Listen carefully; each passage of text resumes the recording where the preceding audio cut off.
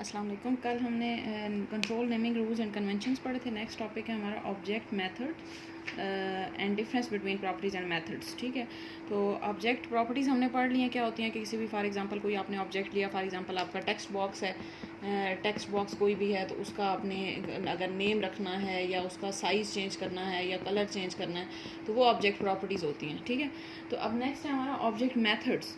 तो methods are the pre defined working of a control. Each method consist of visual basic statements. यानी कि कोई भी आपने फॉर एग्जांपल ये कंट्रोल है मेरे पास टेक्स्ट बॉक्स, तो ये क्या क्या टास्क परफॉर्म कर सकता है। अब ये तो इसकी प्रॉपर्टीज़ है ना कि ये यानी कि आप इसके रिलेटेड क्या क्या चीज़ें चेंज कर सकते हैं। तो अब ये जो टेक्स्ट बॉक्स है ये क्या क्या टास्क परफॉर्म कर सकता है उसको हम कहते हैं ऑब्जेक्ट मेथड। ठीक है, अब जैसे फॉर एग्जांपल आप इस ऑब्जेक्ट को हाइड कर सकते हैं, आप इस ऑब्जेक्ट को शो करवा सकते हैं, या आप इस ऑब्जेक्ट का जो है वो, इसके अलावा बहुत सारे होते हैं, ये आगे आप पढ़ेंगे, अभी बारी बारी हम देखते हैं। ठीक है, तो फिलहाल आप हाइड शो, इसके अलावा और एक दो अभी हैं मेरे माइंड में नहीं आ रहे, पहले मैं आपको बताती हूँ। हाँ, जैसे डीएक्टिवेट कर सकते हैं, लोड कर सकते हैं इस ऑब्जेक्ट को, इनिशियलाइज कर सकते हैं, डिफरेंट टर्मिनेट कर सकते हैं, बहुत सारे मेथड्स होते हैं। ठीक है, तो मेथड का मतलब है कि कोई भी जो टास्क आप इसके ऊपर परफॉर्म कर सकते हैं इस ऑब्जेक्ट के ऊपर, उसको हम ऑब्जेक्ट मेथड कहते हैं। ठीक है, और ये मेथड को हम कैसे लिखते हैं, मेथड लिखने का जो तरीका होता है, जो सिंटैक्स होता है, वो होता है कि ऑब्जेक्ट का आप नाम लिखते हैं। जैसे फॉर एग्जांपल मेरे पास ऑब्जेक्ट का नाम है, जैसे हमने कल जो नेमिंग कन्वेंशन पढ़ी थी उसके अकॉर्डिंग लिखते हैं टेक्स्ट वन, यानी कि एक टेक्स्ट बॉक्स है, डॉट मेथड नेम, जो भी मेथड आप यूज़ करना चाह रहे हैं। और ये मेथड जो होते हैं वो पहले से प्री डिफाइंड बहुत सारे मेथड हैं वीबी के अंदर मौजूद, वो हम अभी पढ़ते हैं आगे। ठीक है, तो अब मेथड ने फॉर एग्जांपल मैंने हाइड का मेथड यूज़ करना है तो मैं लिखूंगी टेक्स्ट वन, जो भी उस ऑब्जेक्ट का नेम है, dot hide.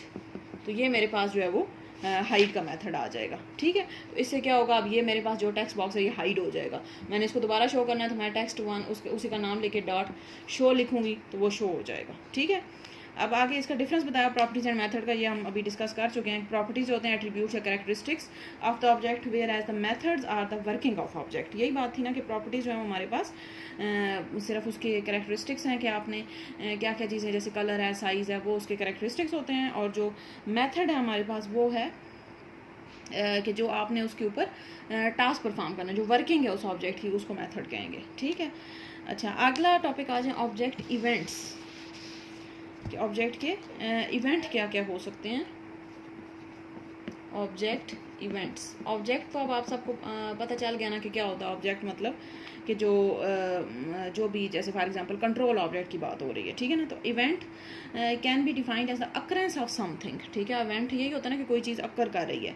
N event occurs when the user clicks the mouse, press a key, responds to a control और सेलेक्ट फ्रॉम द मेन्यू। ठीक है, तो इवेंट क्या क्या हो सकते हैं कि आपने जब भी कोई चीज़ अकर होती है तो उसके रिजल्ट में क्या करना है उसको हम ऑब्जेक्ट इवेंट कहेंगे। जैसे फॉर एग्जांपल कोई माउस पे क्लिक किया तो क्या करना है इस ऑब्जेक्ट में, या कोई बटन प्रेस किया तो क्या करना है, कोई की प्रेस की तो क्या करना है। हम आगे पढ़ते हैं कि माउस इवेंट्स होते हैं, कीबोर्ड इवेंट्स होते हैं डिफरेंट। ठीक है, अच्छा अब यहाँ पे आपकी ये बताया हुआ है कि इवेंट प्रोसीजर होता है piece of code that is executed when the specific event occurs. ठीक है, ऑब्जेक्ट इवेंट क्या होगा कि इवेंट हम कहते हैं कि व्हेन डिफरेंट हो सकते हैं, कि फॉर एग्जांपल माउस क्लिक है, बटन प्रेस है, माउस मूव हो सकता है। ठीक है, डिफरेंट टाइप के इवेंट्स हो सकते हैं, कीबोर्ड की कोई प्रेस हुई है। ठीक है, तो ये डिफरेंट इवेंट्स हैं। तो एक इसके अंदर एक और भी डेफिनेशन है इवेंट प्रोसीजर की, ये भी आप बेशक इसको अंडरलाइन कर लें। इवेंट प्रोसीजर, ये जो चीज़ें ये आपकी MCQs में पूछी जा सकती हैं। ठीक है, piece of code that is executed when a specific event occur, ये हमारे पास क्या होता है, कोड होता है, कोड दैट इज एग्जीक्यूटेड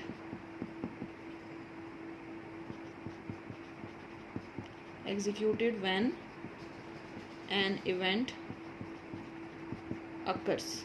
ठीक है, अब फॉर एग्जांपल जब मैं माउस पे क्लिक करूँगी तो जो मेरे पास कोड एग्जीक्यूट होगा उसके नतीजे में वो मेरे पास यहाँ पे लिखा होगा उसके इवेंट प्रोसीजर में, या मैंने बटन प्रेस किया तो उसके पीछे जो कोड लिखा होगा वो मेरे पास उसका इवेंट प्रोसीजर। यानी कि हर इवेंट का अपना अपना एक आप प्रोसीजर लिखते हैं। प्रोसीजर का मतलब है कोड, यानी कि उस इवेंट का कोड। ज़ाहिर है हम ऐसे तो कुछ नहीं कर सकते ना जब तक वो कोड ही हम लिख के बताएंगे कि क्या क्या चीज़ काम करनी है, क्या परफॉर्म करना है, तो वो कोड बताएगा कि इस इवेंट के रिजल्ट में आपने क्या चीज़ परफॉर्म करनी है। ठीक हो गया, अब events can be triggered as follows by the user such as clicking a button, ये वही चीज़ लिखी हुई, pressing a key, by the code such as change in the position और deletion of text, by an action of program such as start and end of the application. ठीक है, अच्छा आगे देखिए इवेंट प्रोसीजर्स, उसी को थोड़ा सा एक्सप्लेन किया हुआ।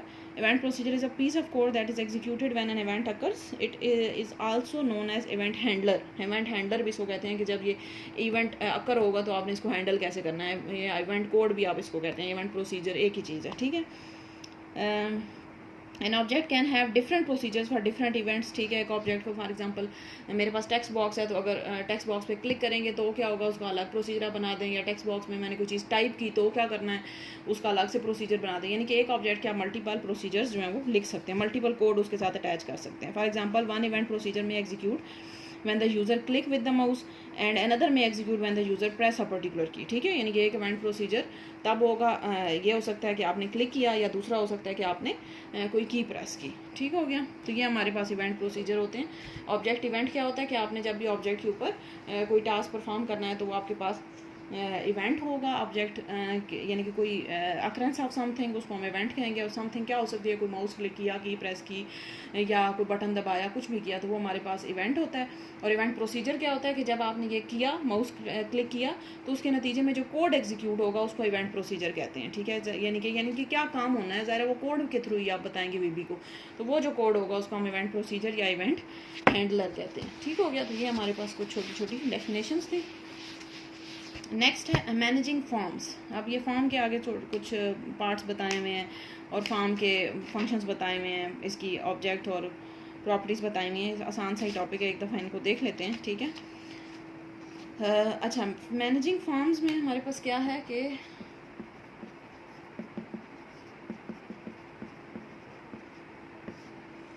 मैनेजिंग फॉर्म्स, फॉर्म हमने पढ़ा है फंडामेंटल ऑब्जेक्ट है। ठीक है, all the control of graphical user interface are typically placed on a form such as label. कोई भी आपके पास फॉर्म इस तरह से बना हुआ होगा, ठीक है, इसके ऊपर आपने जो भी कंट्रोल्स प्लेस करने हैं वो आप इस फॉर्म के ऊपर प्लेस करेंगे। इसका नाम होगा कुछ भी, जैसे फॉर एग्जांपल फॉर्म 1 रख दिया, तो जो भी कंट्रोल प्लेस करने हैं, फॉर एग्जांपल बटन प्लेस करना है, टेक्स्ट बॉक्स प्लेस करना है, जो भी कंट्रोल ऑब्जेक्ट प्लेस करने हैं वो इस फॉर्म के ऊपर आप प्लेस करेंगे। तो इसके पार्ट्स बताए हुए हैं। सबसे पहले ये यहाँ पे जैसे आपने कंप्यूटर के अंदर कोई भी आप विंडो ओपन करें तो उसमें इस तरह से हमारे पास 3 बटन्स होते हैं और यहाँ पे उसका नाम लिखा हुआ होता है। तो यहाँ पे फॉर्म में भी बिल्कुल वैसे ही है, जैसे माइक्रोसॉफ्ट वर्ड ओपन करें या एक्सेल ओपन करें तो उसमें भी इस तरह से साइड पे उसका नाम लिखा हुआ होगा और आगे 3 बटन होंगे। तो यहाँ पे भी बिल्कुल वैसा ही है। फॉर्म के आगे पार्ट्स हैं। सबसे पहले बॉर्डर है। बॉर्डर है कि ये जो आपको सामने ये जो इसकी आउटर लेयर है, इसको फॉर्म बॉर्डर कह रहे हैं। ठीक है, नेक्स्ट है टाइटल बार। अब टाइटल बार पे यहाँ पे फॉर्म का नेम आ जाएगा। ये नेम आप चेंज भी कर सकते हैं। कैसे चेंज करेंगे हमने पढ़ा हुआ है। फॉर्म 1 डॉट कैप्शन लिखेंगे। कैप्शन का मतलब है कि आप उसका नाम चेंज करने जा रहे हैं और आगे डबल कोट्स के अंदर जो भी आप इसका नाम रखना चाहते हैं। फॉर एग्जांपल मैं इसका नाम रखना चाहती हूँ बॉर्डर, ठीक है, या जो भी आप इसका नाम अकॉर्डिंग टू प्रोग्राम रखते हैं हम, ठीक है। तो जो भी आप इसका नाम रखना चाहते हैं वो हम नाम रखेंगे और उसके बाद जो है वो लेकिन ये बात याद रखनी है, डॉट कैप्शन जो है वो लाजमी लिखना है, या अगर इसका कलर चेंज करना है तो डॉट कलर लिख देंगे, साइज़ चेंज करना है तो डॉट साइज़ लिख देंगे। जो भी आपने करना है वो आप डॉट के थ्रू जो है वो उस चीज़ को एक्सेस करते हैं, ठीक है।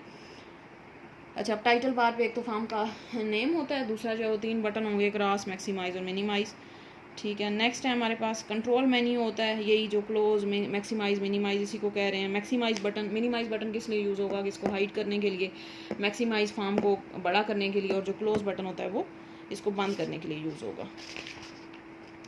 आगे प्रॉपर्टीज़ इसकी बताई हुई हैं। बैक कलर होता है इसका, कि फॉर्म के जो बैकग्राउंड कलर है ये आप चेंज कर सकते हैं, ठीक है।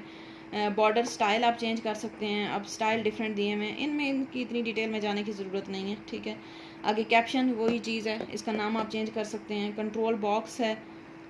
इनेबल्ड, वही जो हमने कल पढ़ा था इनेबल्ड में, कि यानी कि ये वाला फॉर्म इस टाइम पे वर्किंग में है कि नहीं है। अगर इनेबल ट्रू करेंगे तो इसका मतलब है वर्किंग में है, अगर इनेबल फॉल्स करेंगे तो इसका मतलब है कि इस टाइम पे डिसेबल है, आप इसको मज़ीद जो है वो अभी फ़िलहाल यूज़ नहीं कर सकते, ठीक है। उसके बाद फ़ॉन्ट है, फ़ॉन्ट स्टाइल है, फ़ॉन्ट साइज़ होता है। फ़ॉन्ट का मतलब है कि ये जो लिखा हुआ है ये किस स्टाइल में, जैसे नाम लिखा हुआ है या फॉर्म के ऊपर कोई चीज़ लिखी हुई है तो किस स्टाइल में आपने लिखनी है, इसको भी आप चेंज कर सकते हैं। 4 कलर, एक तो बैकग्राउंड कलर था, एक 4 कलर यानी कि इसके ऊपर जो ऑब्जेक्ट्स हैं उनका भी कलर आप चेंज कर सकते हैं। इसकी हाइट, विड्थ, इसी तरह से जैसे हाइट है विड्थ भी आप कर सकते हैं।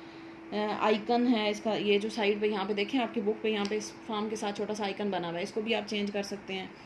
लेफ़्ट है कि लेफ्ट स्क्रीन में लेफ़्ट की साइड पे कितना होगा, मैक्सिमम बटन, मिनिमम बटन, ठीक है। नेम है इसका फार्म का, स्केल मोड है, how to measure the coordinates on the form, के फार्म आपकी स्क्रीन तो ज़्यादा पूरी बड़ी होती है ना, तो उसमें फार्म किस जगह पे मौजूद है, ये इसको हम कहेंगे कि ये इसको स्केल मोड कहते हैं कि आपकी ये कोऑर्डिनेट्स क्या हैं इसके, कि कहाँ पे आपका फार्म स्क्रीन के ऊपर कहाँ पे मौजूद है, ये भी हम मेजर कर सकते हैं। वैसे इतना ज़रूरी नहीं होता, ठीक है, अगर कहा जाए तो आप कर सकते हैं।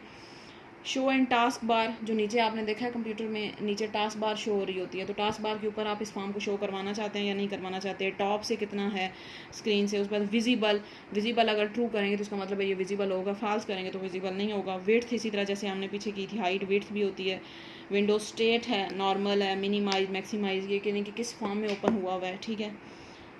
सही है, ये छोटी प्रॉपर्टीज़ हैं, कोई इतनी इनमें जो है वो याद करने वाली बात नहीं है। नेक्स्ट फॉर्म इवेंट्स, ये देख लें अभी जैसे हमने पीछे पढ़े थे ये ऑब्जेक्ट इवेंट्स, तो इसी तरह से फॉर्म इवेंट्स आप एग्जांपल के तौर पे आपको बताएं हमें, तो ये देख लें एक बार, ये थोड़ा नई चीज़ है।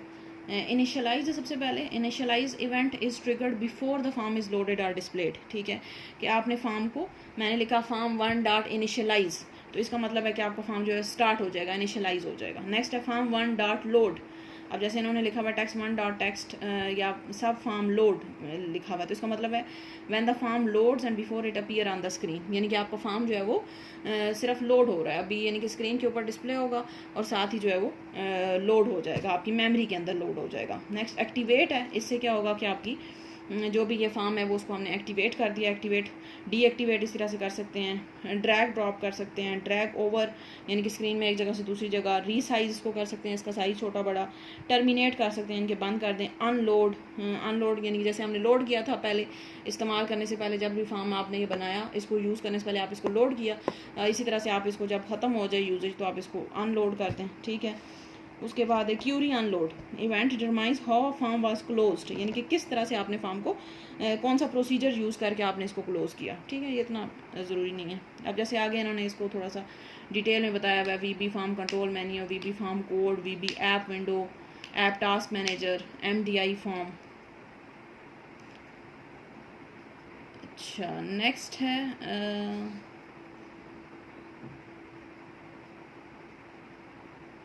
ठीक है, बस ये काफ़ी है। फॉर्म मेथड्स पे आ जाएं, ये जो ये तो हो गए हमारे पास इवेंट्स हैं। मेथड्स जो होते हैं जो कॉमनली यूज होते हैं, मेथड्स वैसे तो बहुत सारे मेथड हैं, कॉमनली यूज है सबसे पहले CLS।